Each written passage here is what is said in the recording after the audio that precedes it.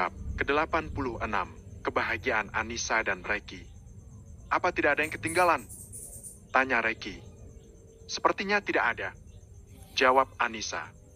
Kalau begitu kita berangkat sekarang? Ucap Reki. Reki terlihat tampan dengan batik seragam yang dia kenakan bersama Anissa. Hari ini mereka sekeluarga pergi ke rumah Rio untuk menghadiri acara marhabah sekaligus akikah putra pertamanya. Meski acara itu diadakan secara sederhana, tapi tetap terasa meriah bagi pasangan Rio dan juga Nur.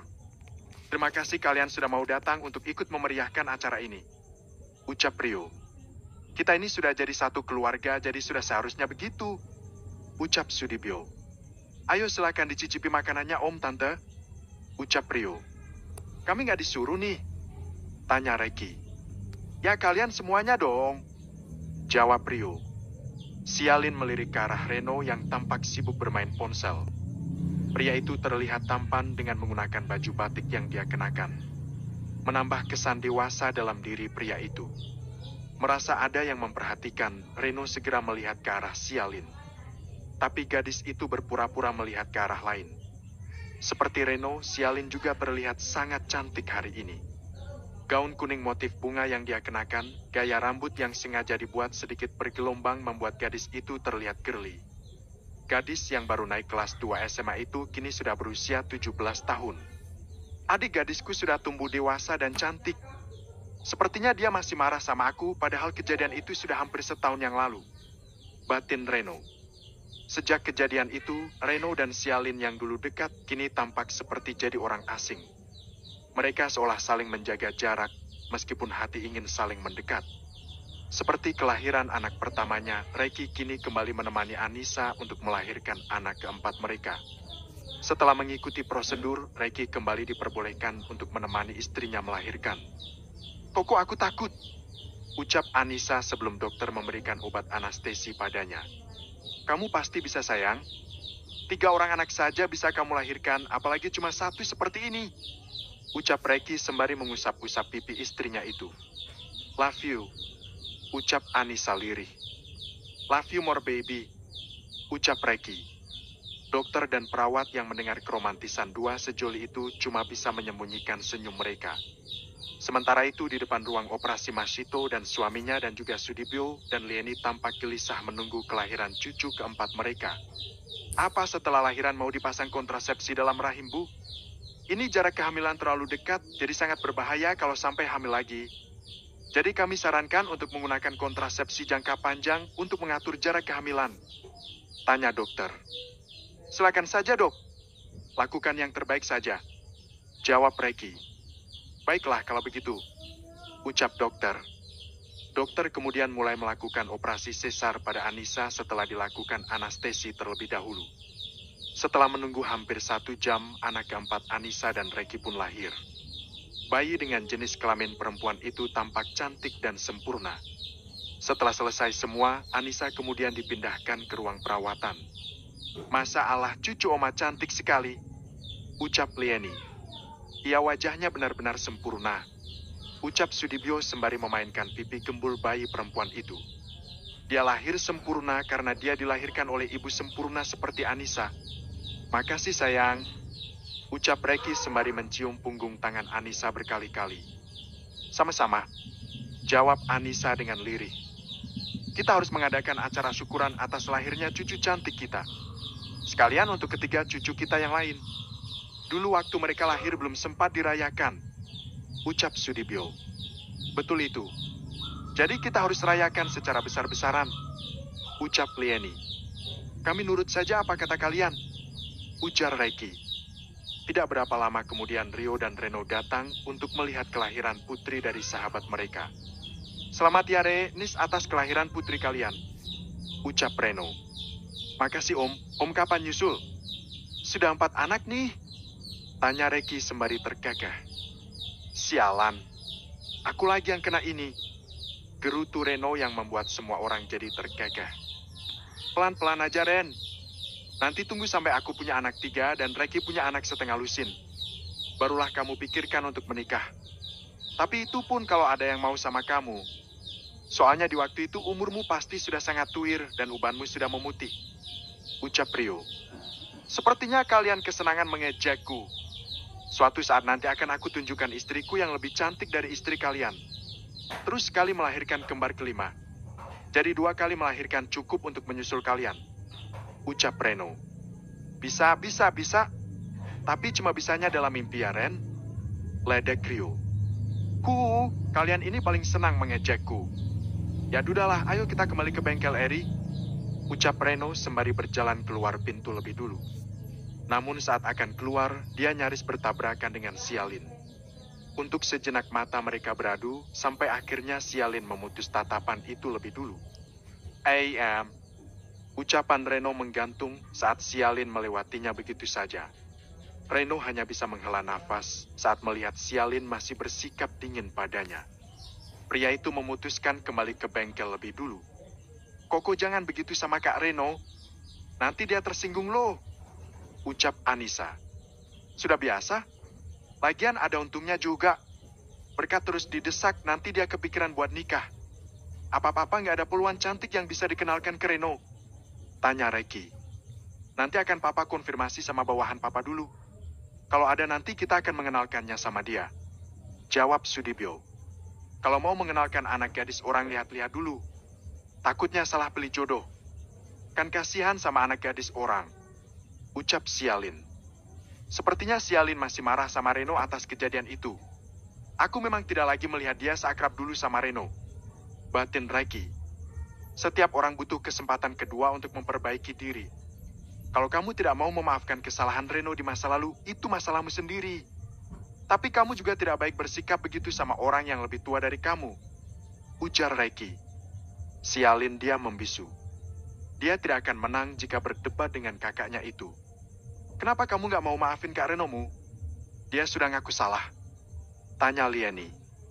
Ya, dia itu gak baik. Agama kita mengajarkan tidak boleh tidak bertegur sapa selama lebih dari 3 hari.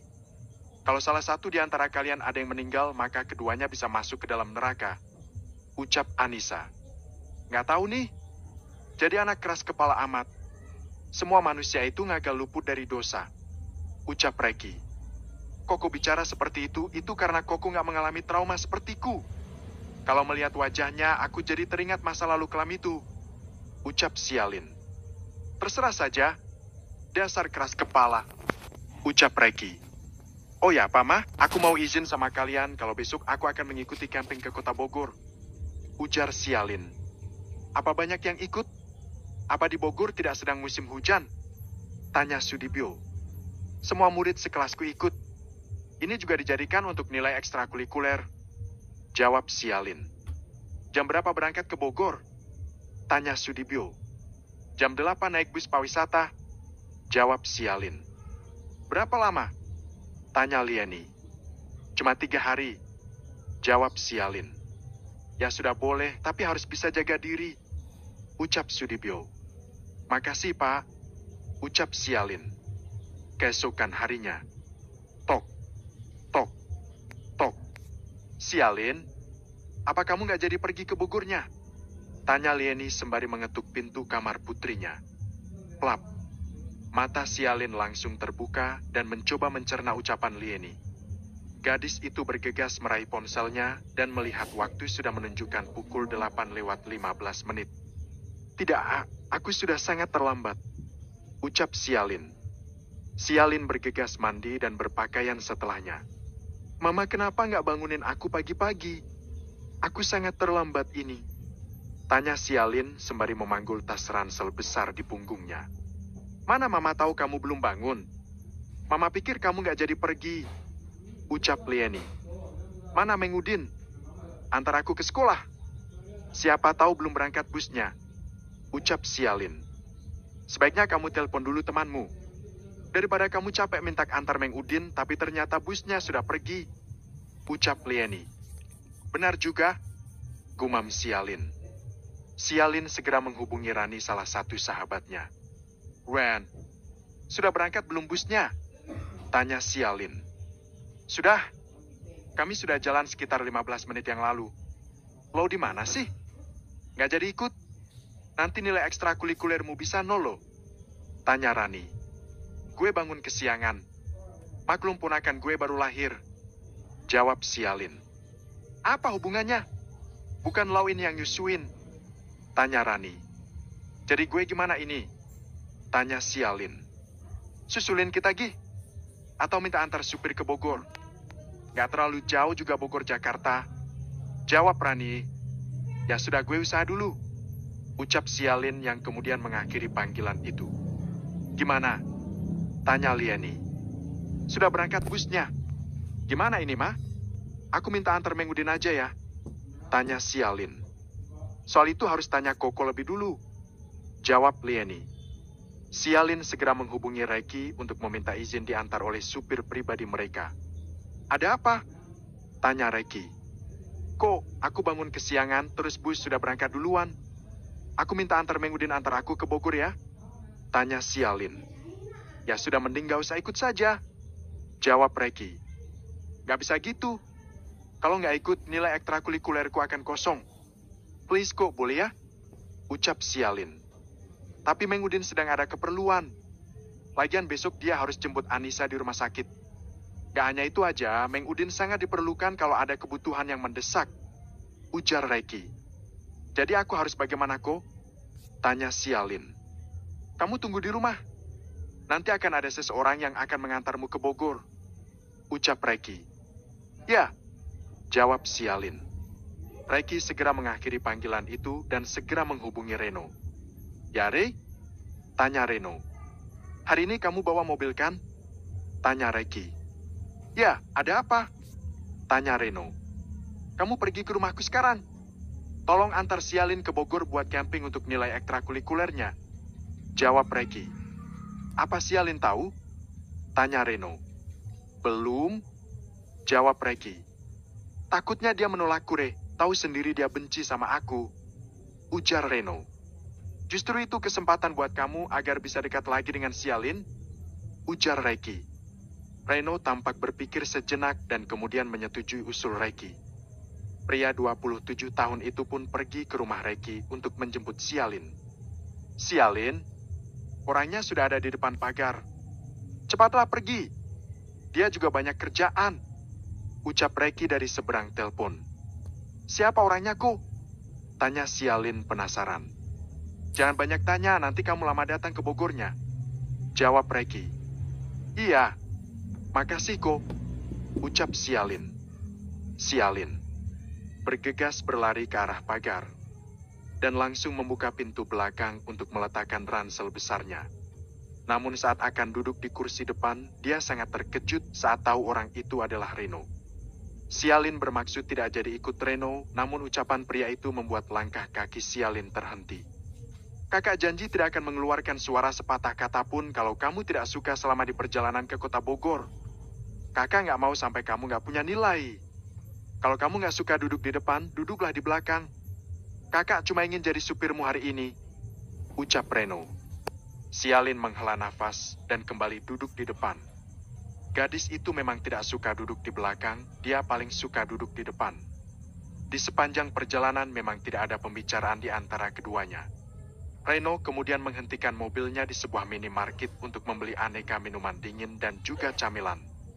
Makan dan minumlah. Ucap Reno sembari menyodorkan satu kantung plastik minuman dan camilan. Sialin menyambar kantung itu dan mulai meminum salah satu minuman dingin yang ada di dalam sana. Reno menerbitkan senyumnya nyaris tak terlihat. Pria itu cukup lega karena Sialin mau memakan snack dan minuman yang dia belikan. Setelah melewati perjalanan yang cukup panjang, mereka pun tiba di Bogor, tempat di mana Sialin akan bercamping. Suasana di sini sangat sejuk. Memang cocok untuk liburan di sini. Apa aku pulangnya besok saja ya? Batin Reno. Terima kasih. Ucap Sialin dengan wajah datar. Reno membantu Sialin menurunkan ransel besarnya. Teman-teman Sialin menatap ke arah Reno karena mereka penasaran pada pria dewasa itu. Sialin, dia siapamu? Pacar kamu ya? Ganteng? Tanya salah seorang teman sekelas Sialin. Dia supir pribadiku. Jawab Sialin. What? Supir pribadi? Masak sih, Lin? Kenalin aku dong. Hei, sudahlah. Kakak itu nggak akan mau sama cewek bau kencur seperti kalian. Dia suka cewek berdada besar, bukan dada rata sepertimu. Ucap Rani yang ampuh membuat teman-temannya itu bubar. Kak Reno sudah baikan sama Sialin? Tanya Nina. Reno melirik ke arah Sialin yang tengah membuang muka. Kakak pulang dulu. Selamat bersenang-senang. Ucap Reno. Kakak bagi nomor ponselnya dong. Ucap Rani. Reno kemudian memberikan nomor ponsel Mia yang entah kenapa membuat Sialin jadi kesal. Tebar pesona terurus. Sindir Sialin sembari berjalan ke arah beberapa tenda. Kakak beneran mau pulang? Gak ikut liburan dulu? Tanya Rani. Sepertinya kakak berubah pikiran. Kakak juga pengen liburan dan mencari hotel dekat dengan tempat camping kalian. Besok pagi saja kakak pulangnya. Jawab Reno. Nah, begitu dong. Jangan kerja terus, gak kaya-kaya juga. Ucap Nina yang membuat Reno jadi tergagah. Sore harinya para murid diperkenalkan dengan wisata alam yang ada di kota Bogor. Namun insiden tak terduga pun terjadi. Sialin yang tidak berhati-hati pun jatuh ke jurang. Beruntung dirinya tersangkut di pohon yang tumbuh di dinding jurang. Sialin menangis ketakutan, sementara guru dan teman-temannya jadi panik serta bingung cara menolong Sialin. Bab ke-87, pertemuan kembali. Halo tim SAR, kami mohon bantuannya Pak. Ada salah satu murid kami yang jatuh ke jurang dan tersangkut di pohon. Salah satu guru yang bertanggung jawab pengadaan acara camping itu bergerak cepat menghubungi tim SAR yang memang dianjurkan oleh pemerintah setempat jika memang dalam keadaan darurat. Ya Pak, kami tunggu Pak. Ucap guru itu kembali saat tim SAR sudah menyetujui untuk datang. Kak Reno, tolong Sialin. Hicks. Entah kenapa nama Reno yang keluar dari mulut Sialin saat ini. Dan di lain tempat, jantung Reno mendadak berdebar-debar tidak menentu. Ada apa dengan jantungku? Kenapa berdebar-debar begini? Batin Reno sembari mengelus dadanya berkali-kali. Tidak berapa lama kemudian tim SAR datang dan mengevakuasi Sialin dari jurang. Rani yang baru teringat tentang Reno segera menghubungi pria itu. Reno yang baru saja selesai mandi melihat ponselnya bergetar. Nomor baru. Siapa ya? Gumam Reno. Reno kemudian menggeser tanda panah hijau untuk menerima panggilan itu. Halo Kak, ini Rani. Aku cuma mau ngabarin kalau Sialin jatuh ke jurang. Dia. Tutit. Tutit. Panggilan itu segera Reno akhiri saat mendengar penjelasan Rani yang belum selesai itu. Reno bergegas memakai baju yang dia pakai tadi dan keluar hotel setelah check out. Pria itu memacu mobilnya dengan kecepatan tinggi agar cepat sampai di tempat camping itu. Saat dia tiba di sana, tim SAR sedang membawa Sialin dengan tandu menuju tenda. Sialin? Ya Tuhan, kenapa ini bisa terjadi? Dengan tangan gemetar Reno meraih tubuh Sialin. Maaf, Anda siapanya Sialin? Tanya salah seorang guru. Saya kakaknya. Saya orang yang mengantarnya camping. Kebetulan saya menginap di salah satu hotel dekat sini. Jawab Reno. Sepertinya Sialin mengalami patah tulang di tangannya. Karena shock, dia jadi tidak sadarkan diri. Ucap sang guru.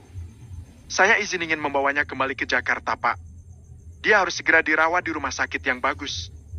Saya minta dia ditemai oleh salah seorang temannya. Ucap Reno. Silakan, Pak. Ucap guru. Rani, tolong bawa ranselnya Sialin ke mobil. Ucap Reno. Iya, Kak. Jawab Rani. Reno segera menggendong Sialin dan memasukkan gadis itu ke kursi bagian tengah dengan kepala dipangku oleh Rani. Setelah selesai, mobil itu pun meluncur maju dan meninggalkan tempat camping. Tidak lupa juga Reno membuat panggilan untuk Reki. Ya Ren, bagaimana? Sudah sampai belum? Tanya Reki. Ada masalah yang terjadi, Re. Tadi setelah mengantar Sialin di tempat camping, aku bermaksud pulang keesokan harinya dan berencana menginap di hotel dekat situ. Tapi pas sore harinya rombongan Sialin sepertinya sedang pengenalan alam sekitar mereka tinggal. Sialin terjatuh ke jurang. Jawab Reno. Tapi apa? Bagaimana keadaan Sialin? Tanya Reki sembari berdiri dari tempat duduknya. Sekarang aku dalam perjalanan kembali ke Jakarta. Sialin masih tidak sadarkan diri. Dan dugaan sementara sepertinya Sialin mengalami patah tulang. Jadi sekarang kamu pergi ke rumah sakit internasional. Siapkan kamar dan dokter yang akan merawat Sialin. Jawab Reno. Oke, Makasih, Ren. Aku ke rumah sakit sekarang. Ucap Reiki yang kemudian mengakhiri panggilan itu. Reiki dengan tangkas menghubungi orang tuanya agar segera datang ke rumah sakit. Mereka bertiga pun menunggu kedatangan Sialin yang ternyata sedang terjebak macet itu. Setelah berjuang mencari jalan pintas cukup lama, mereka pun akhirnya tiba di rumah sakit internasional dan langsung disambut oleh tim medis. Dan sesuai dugaan, ternyata Sialin memang mengalami patah tulang di bagian lengan kanan. Dan gadis itu baru sadarkan diri setelah dioperasi. Reno, kamu ucapkan terima kasih banyak karena kamu sudah gesit membawa Sialin kembali ke Jakarta. Om tidak bisa membayangkan kalau kamu langsung pulang waktu itu. Ucap Sudibyo. Ini sudah takdir Om, lagi pula Sialin sudah aku anggap seperti adik kandungku sendiri. Ujar Reno. Pepa, seru Sialin lirih saat gadis itu pertama kali sadar. Sudibyo, Reno, Reiki dan Leni kompak menoleh satu sama lain saat Sialin menyebut Sudibyo. Ada apa, nak? Apa yang kamu inginkan? Tanya Sudibyo sembari mendekati tempat tidur putrinya itu. Haus, jawab Sialin. Reiki dengan cepat mengambil air mineral gelas di dalam kardus dan kemudian membantu adiknya itu minum. Apa ada yang sakit? Tanya Sudibyo. Ya, tangan kananku susah digerakkan. Jawab Sialin. Ya, tanganmu patah. Tapi dokter sudah mengoperasinya. Jawab Sudibyo. Apa? Lalu apa tanganku masih bisa digunakan? Tanya Sialin. Tentu saja sayang. Patah tulang urusan kecil bagi dokter. Jawab Sudibyo. Sialin melirik ke arah Reno yang tampak juga melihat ke arahnya. Siapa orang yang mengantarku dari sana ke sini? Tanya Sialin. Reno. Jawab Leni. Terima kasih. Ucap Sialin yang dijawab anggukan kepala serta senyuman manis dari pria itu. Kenapa itu bisa terjadi? Kamu pasti sibuk foto-foto kan? Hingga kamu tidak memperhatikan keselamatanmu. Tanya Reiki. Gleksik. Sialin menelan ludahnya. Pasalnya apa yang Reiki tuduhkan padanya memang itulah kenyataannya. Karena asyik berselfie ria, dirinya tergelincir dan jatuh ke jurang. Melihat dari ekspresi wajahmu itu, sepertinya semua tuduhanku benar. Kamu itu sangat ceroboh. Apa kamu pikir setelah mati bisa hidup lagi? Kamu, Re, kenapa memarahinya? Dia sedang sakit saat ini. Ucap Leni. Itulah kenapa dia jadi celaka karena selalu dimanja dan dibelah. Kamu pikir kamu itu tidak menyusahkan orang lain? Ucap Reiki dengan berapi-api. Sialin hanya bisa terdiam dengan lelehan air mata. Ya sudah, kedepannya jangan begitu lagi ya, Lin. Koko nggak marah sama kamu, dia begitu karena peduli sama kamu. Ucap Sudibyo. Iya, jawab Sialin sembari menyeka air matanya. Aku balik ke bengkel dulu. Ucap Reiki yang kemudian pergi dari ruangan itu. Saya juga pergi dulu Tante Om. Ucap Reno yang kemudian berbalik badan menyusul Reiki.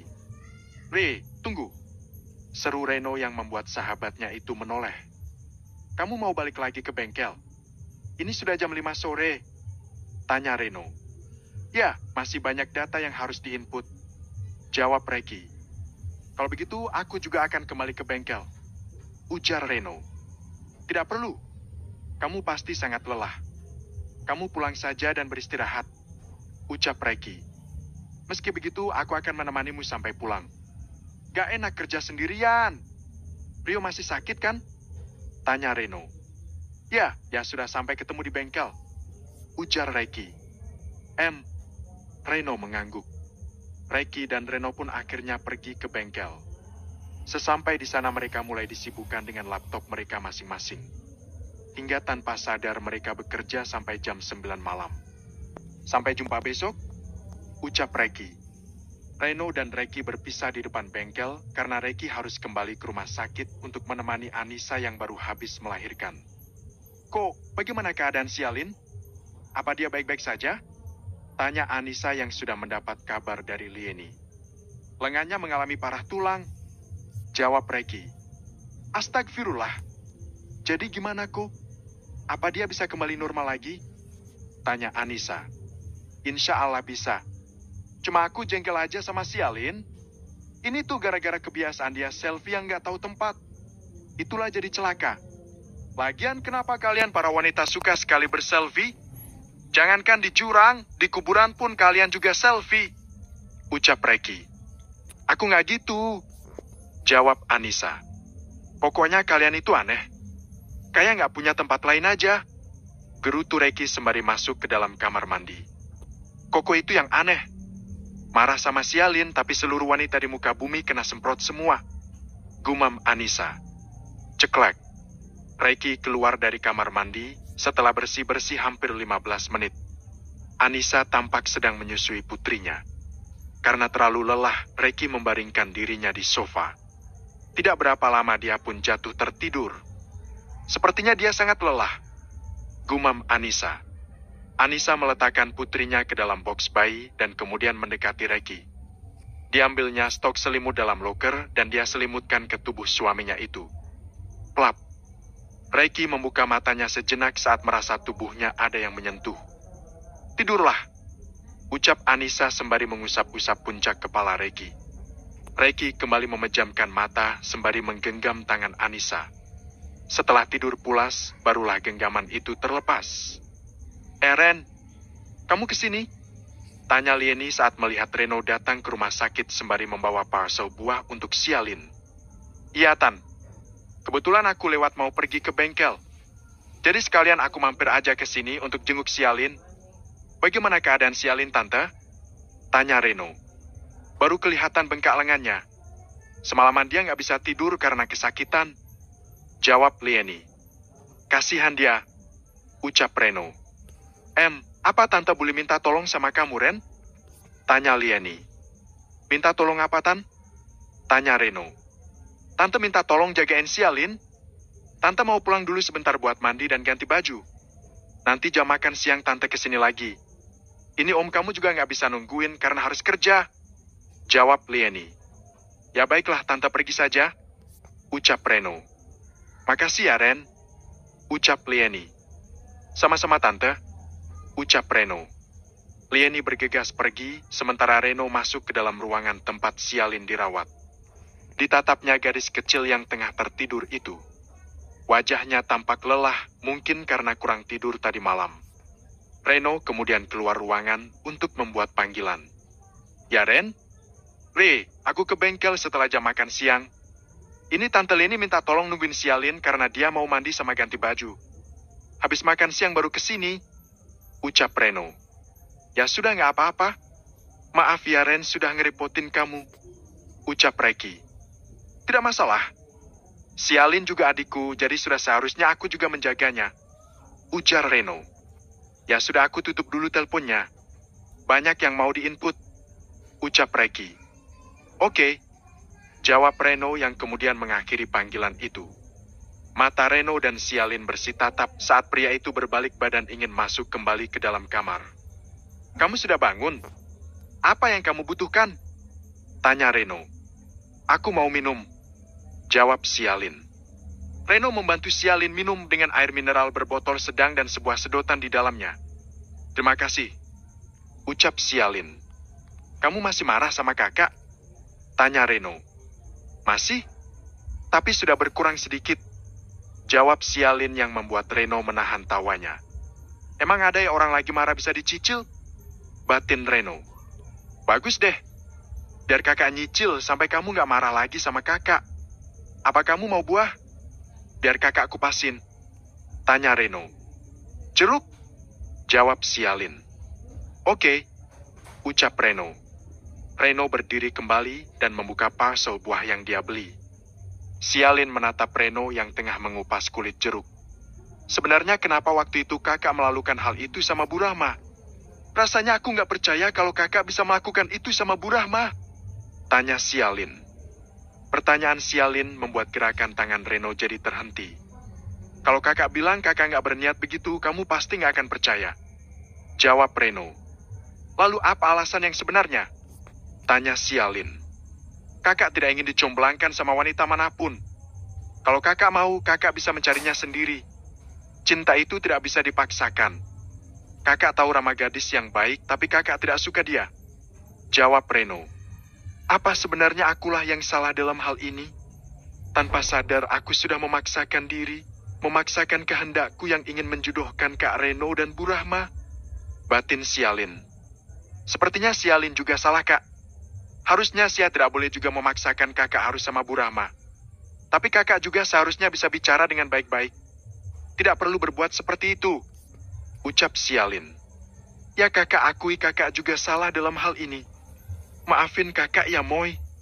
Sampaikan juga perminta maafan kakak sama guru kamu. Ucap Reno. Ya. Jawab Sialin sembari tersenyum. Jadi kita sudah baikan nih? Tanya Reno. Baikan. Jawab Sialin sembari mengulurkan jari kelingking tangan sebelah kirinya. Reno mengaitkan jari kelingking kanannya sembari tersenyum ke arah Sialin. 4 tahun kemudian. Tak, tok, tak, tok. Seorang wanita cantik berkulit kuning langsat menyeret kopernya menuju pesawat. Seragam batik yang sudah dimodifikasi terlihat seksi di tubuh gadis itu dengan belahan yang cukup tinggi. Rambut yang digelung ke atas menjadi satu dan juga dibalut dengan sebuah harnet agar tidak berantakan. Lin, hari ini kamu disuruh atasan untuk melayani penumpang spesial ya? Tanya Rani sebelum Sialin masuk ke dalam sebuah jet pribadi milik pengusaha batubara. Ya, selama 3 hari gue melayani penerbangan pengusaha batubara ke Jepang. Jawab Sialin. Hati-hati Alin, kamu tahu sendiri kan? Tanya Rani. Aku mengerti maksudmu. Kamu tenang saja, kakakku sudah banyak mengajari aku ilmu bela diri yang mumpuni. Jawab Sialin. Apa keluargamu tahu kalau kamu akan terbang ke Jepang bersama pengusaha batubara itu? Tanya Rani. Ya, yang kudengar hari ini aku terbang bersama anak pengusaha itu. Dia ingin melakukan perjalanan bisnis mewakili ayahnya. Jawab Sialin. Baiklah, kalau begitu hati-hati Alin. Sering-sering berkabar. Ucap Rani. Kamu dan Nina terbang kemana hari ini? Tanya Sialin. Aku ke Bali, Nina terbang ke Surabaya. Jawab Rani. Oke, aku pergi dulu ya. Sampai jumpa 3 hari lagi. Ucap Sialin sembari melambaikan tangan. Sialin, Nina, dan Rani 3 sekawan itu memang memutuskan ingin menjadi seorang pramugari setelah lulus sekolah. Keberuntungan berpihak pada mereka saat melamar di sebuah perusahaan penerbangan dengan maskapai yang sama. Mereka dinyatakan lulus dan terkadang pernah terbang bersama untuk menemani penumpang baik itu dalam negeri maupun luar negeri. Dan hari ini Sialin disewa seorang anak pengusaha batu bara untuk melakukan perjalanan bisnis ke Jepang. Kamu dari mana saja? Tanya pilot yang akan terbang bersama Sialin. Sialin memang mengenal sosok pilot dan co-pilot yang akan menemaninya terbang hari ini. Karena mereka biasa terbang bersama. Maaf Pak, tadi saya ke toilet. Jawab Sialin. Bos jet ini sudah di dalam sejak tadi. Dia tidak suka orang yang tidak disiplin. Kamu disuruh menghadap dia sekarang. Ucap Iksan. Baik Pak. Jawab Sialin. Pilot dan co-pilot mulai melakukan pemberitahuan bahwa jet itu akan mulai diberangkatkan. Sialin yang sudah berpengalaman menghadapi penumpang yang memiliki beragam perangai, membuat segelas jus segar untuk dia bawakan pada majikan barunya itu. Tok, tok, tok. Cekaka, siapa yang ganggu sih? Xavier melepaskan pagutan mesranya pada seorang gadis cantik yang sudah hampir bertelanjang itu. Mungkin pramugari yang kamu suruh menghadap tadi Hani. Ucap gadis berambut blond. Sialin dengan sabar menunggu di depan pintu kamar yang dirancang khusus dalam jet pribadi itu. Ceklek. Pintu itu perlahan terbuka dan kepala Sialin tertunduk. Pria itu menatap Sialin dari ujung rambut hingga ujung kaki. Tidak perlu menatap dengan seksama, Xavier tahu kalau gadis itu memiliki bentuk tubuh sempurna idaman para pria. Maafkan saya, Tuan. Saya sedikit terlambat.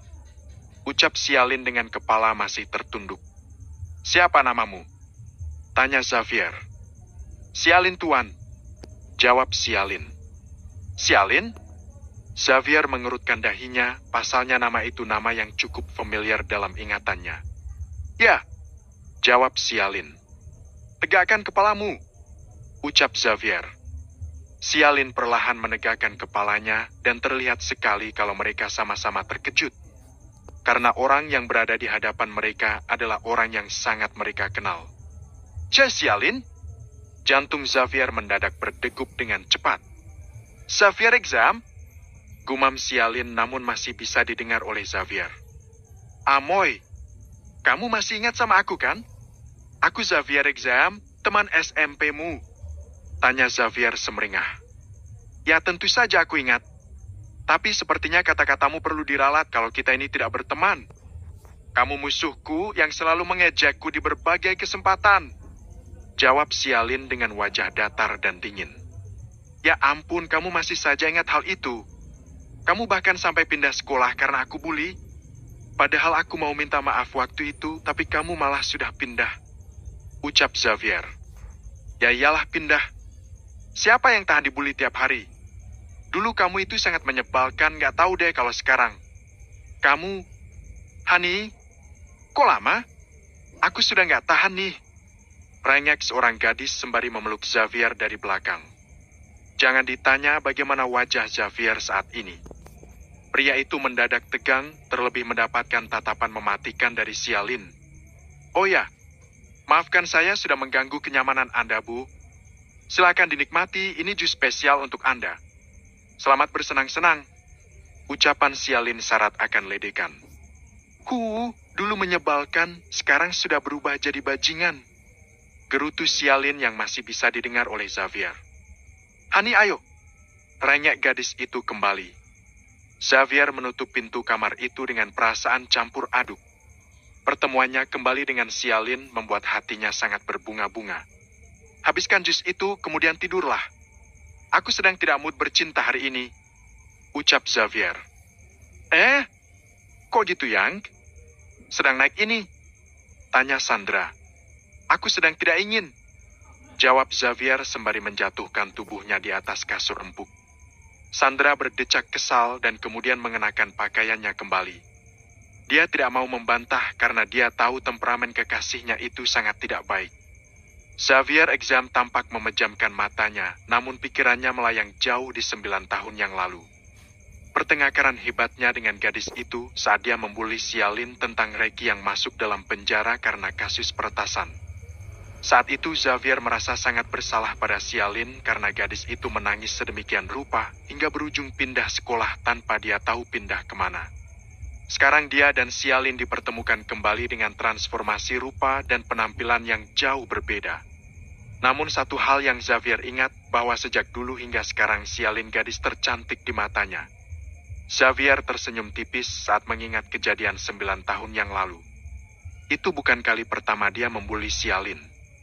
Kini dia baru mengerti sikapnya pada gadis itu karena dilandasi oleh unsur perasaan. Hanya saja dia belum mengerti cara mengekspresikan rasa sukanya itu. Alin, kamu masih cantik seperti dulu.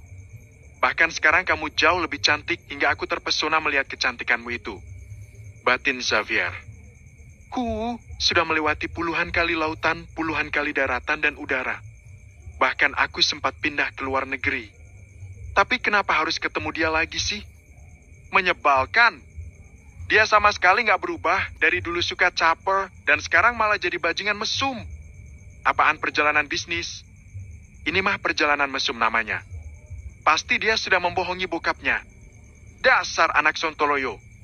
Sialin berpuas hati bersumpah serapah pada Xavier. Hingga tanpa sadar pria itu terbatuk karena ludahnya sendiri saat sedang melamun. Xavier yang ingin sekali melihat Sialin memanggil gadis itu untuk dibuatkan minuman segar. Sialin yang sudah terlatih urusan dapur membuatkan Xavier makanan dan minuman sekaligus. Tok, tok, tok, ceklek. Xavier begitu bersemangat membukakan pintu untuk Sialin. Masuklah, ucap Xavier. Sialin melangkah masuk ke dalam kamar. Sementara Xavier memperhatikan badi sempurna Sialin dari belakang gadis itu. Jenis kulit yang sangat Xavier sukai sejak dulu. Sialin melirik sekilas ke arah Sandra yang tengah membaca majalah dengan pakaian sangat minim. Setelah meletakkan makanan dan minuman di atas meja, Sialin bermaksud keluar. Hei kamu, siapa yang menyuruhmu keluar? Tanya Sandra yang membuat Xavier terkejut. Pasalnya dia tahu betul kalau Sandra memiliki tabiat angkuh. Namun dia juga lupa memberitahu Sandra kalau Sialin orang yang dia kenal. Ada yang bisa saya bantu, Nona? Tanya Sialin. Saya mau dipijat dong. Kaki dan punggungku sangat pegal. Jawab Sandra. Sialin melirik sekilas ke arah Xavier yang wajahnya mendadak tegang. Tentu. Jawab Sialin diiringi senyuman manis yang terbit dari bibirnya. Tidak perlu. Biar aku yang melakukannya untukmu. Ucap Xavier tiba-tiba. Sungguh? Hani, kamu so sweet banget deh. Ucap Sandra sembari bergelendot manja. Sementara Sialin langsung memutar bola matanya dengan malas. Dasar pasangan najis tralala. Yang satu ubur-ubur, yang satu gurita. Yang satu tukang nyetrum, yang satu tukang nempel. Menjijikan. Umpat Sialin dalam hati. Entah apa yang dipikirkan Sialin saat ini. Dia pasti berpikiran aku ini pria mesum meskipun itu memang kenyataannya. Batin Xavier. Baiklah, kalau begitu saya permisi dulu. Semoga perjalanan Anda menyenangkan. Ucap Sialin dengan senyuman palsu. Ingin sekali Xavier menahan langkah Sialin pergi. Namun tangan Sandra yang lengket di lengannya mencegahnya untuk melakukan hal itu. Bab ke-88. Menyebalkan. Setelah menempuh perjalanan